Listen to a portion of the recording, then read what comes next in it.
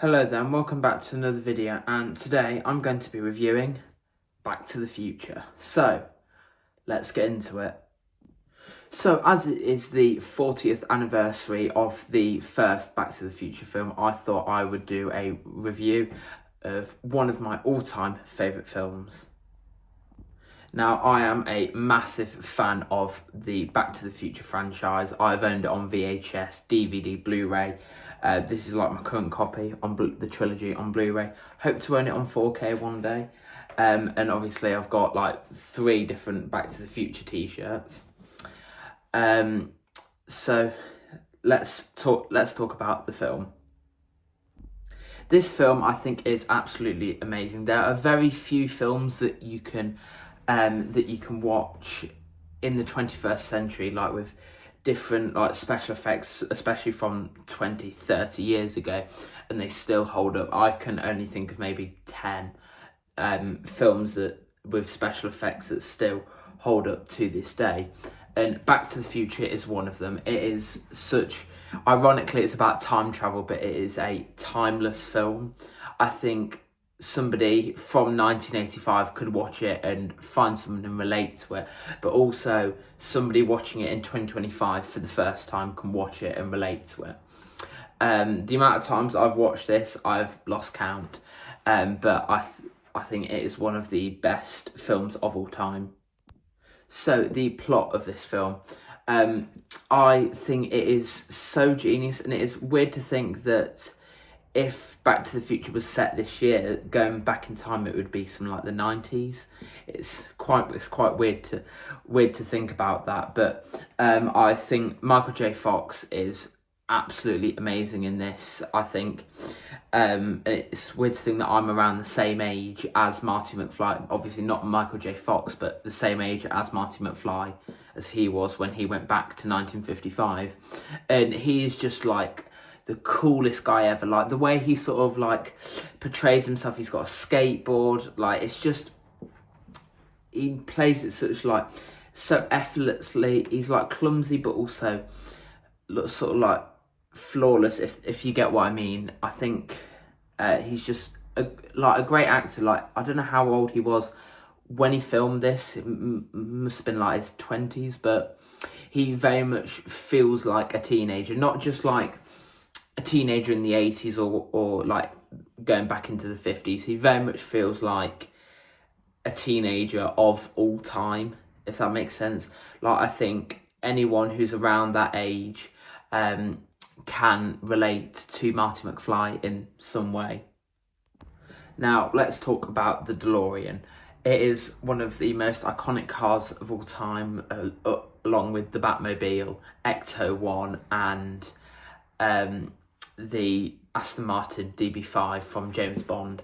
I think like that car, like you can just, even if you've never watched a film, most people go, oh, that's from Back to the Future. And yeah, the way it's sort of like when it hits 88 miles per hour and it like goes into that sort of white ball thing, and then it like shoots off with the fire behind.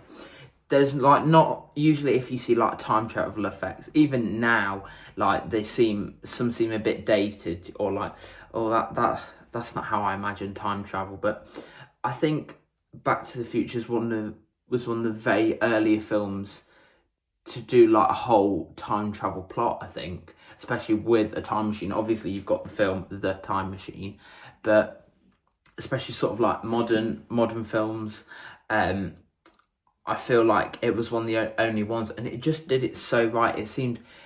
I like how it seemed like instantaneous. Like you hit 88 miles per hour, you're suddenly in the past. I think that's always what I've thought of time travel to be, and I think it's because of this film.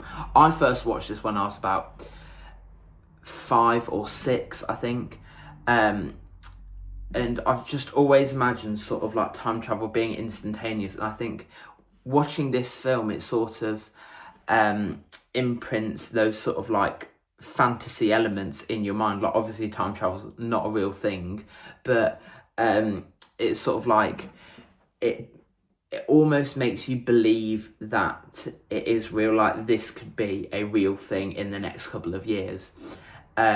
it's sort of so well done. Like the visual effects are timeless. It doesn't look dated. You can't tell, oh, that's done on a green screen or a blue screen.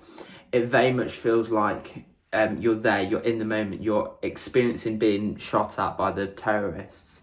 You're going back to 1955 with Martin. I think that's amazing. Now, I can't talk about this film without talking about my favourite scene, possibly one of my favourite scenes in the whole of cinema.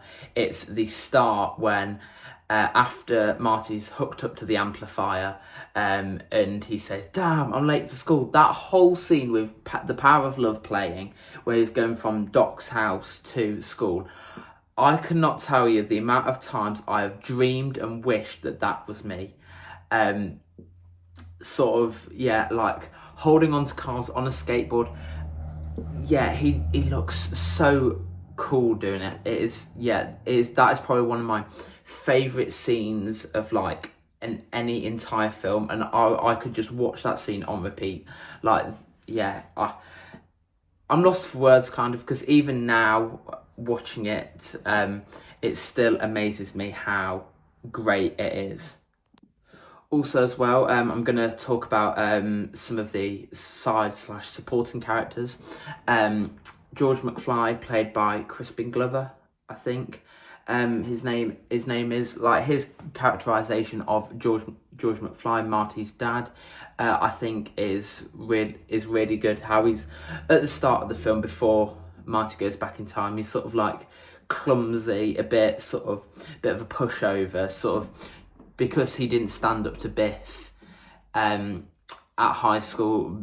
Like, Bill's bullying him into his later life, and I love how he's just sort of like a timid mouse kind of, and then you go back to 1955 and you really do see that origin story, like a bit of a nerd who no girls sort of like him. He hasn't got many friends, and I think in some way all of us can relate to that kind of, and I think the way he plays that, I think, is just absolutely amazing. Like the switch between the start of the film and the end of the film, you can visibly tell that he's changed with the influence of Marty, and yeah, I just really thought that's great to see. And I love seeing, like, in a film, I love seeing a character's journey from the very start of the film and compared to the end. I think, like, when you see sort of like a satisfying sort of like, I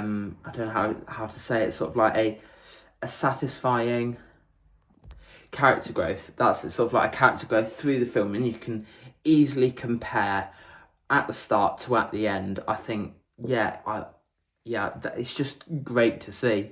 This whole film, I think, is a blast. I don't know how long it's on for. I think it's about 2 hours, but there isn't one bit where I'm like, oh god, okay, we've got to get through this bit now. It's not long enough. We've got to get through this bit. Then you can finally do Johnny B. Good on the guitar. Then we're going back to 1985. There isn't one bit where I'm like, oh god. Like, there's no one bit where it drags. Like, the pace is forever like, we're doing this, and we're doing this, and we're doing this. It's sort of like, kind of like a whistle-stop tour through the 50s, but you get like the best bits, all the iconic stuff, like the cars, sort of like the dances, what you imagine the 1950s to be. That's what you get, really.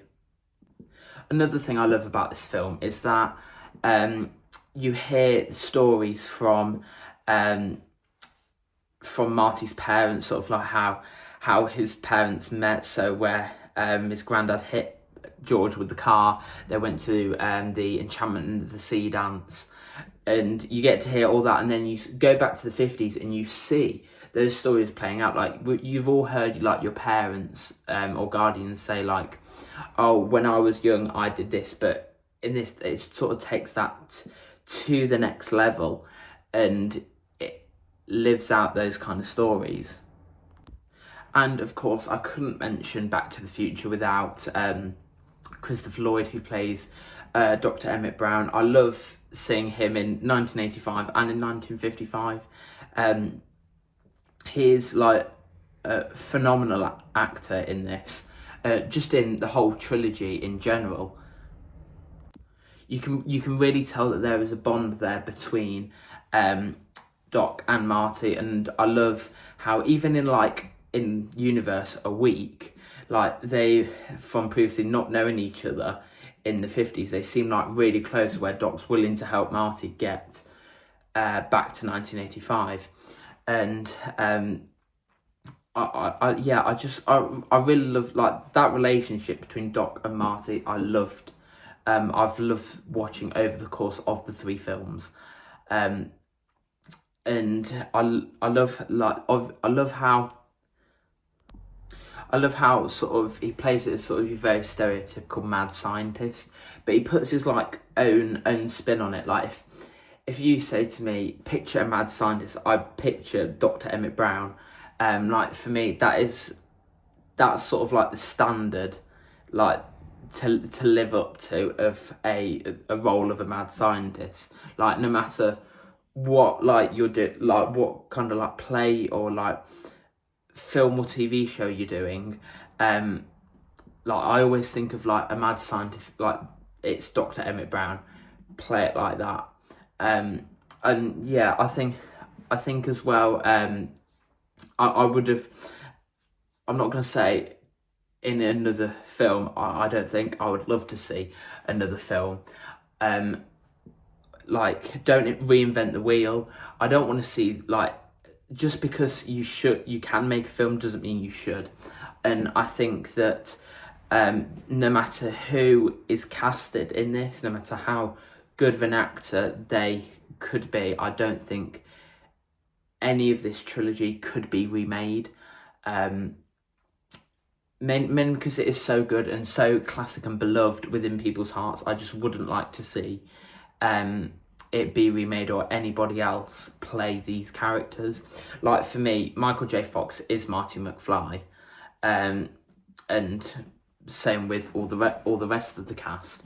And I wouldn't like to see anybody else play those characters. They'd probably do an amazing job, don't get me wrong, but I just wouldn't like to see it get remade. Also as well, the whole sort of like lightning plot thing, it's very sort of like from a fairy tale, and that's the kind of thing I like about these films. It very feels like sort of like your comfort film. Like you know what you're going into, you know what's going to happen, and it's very sort of like relaxing. Like you could be having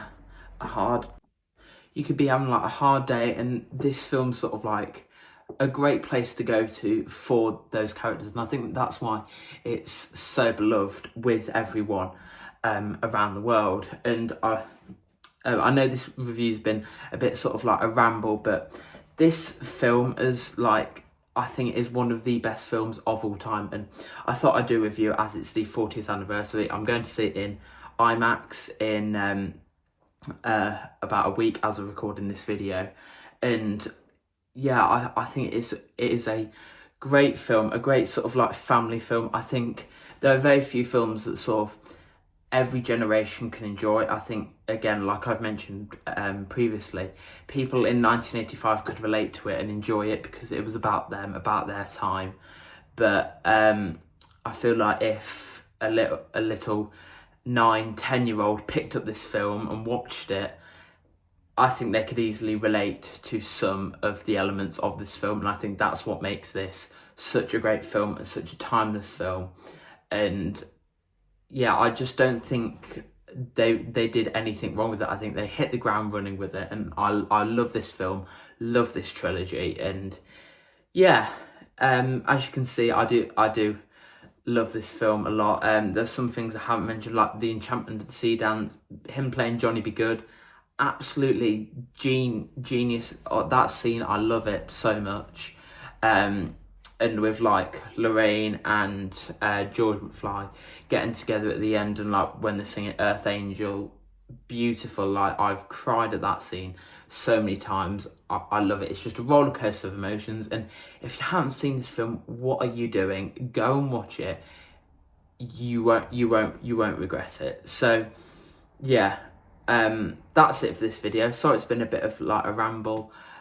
Just want to sort of get my thoughts out, kind of. Yeah, I do hope to review the whole of the trilogy. But that's it for this video. Let me know what you think of this film, and let me know your top 3 favourite films in the comment section down below. And hit the like button and subscribe, and I'll see you in the next video. Bye!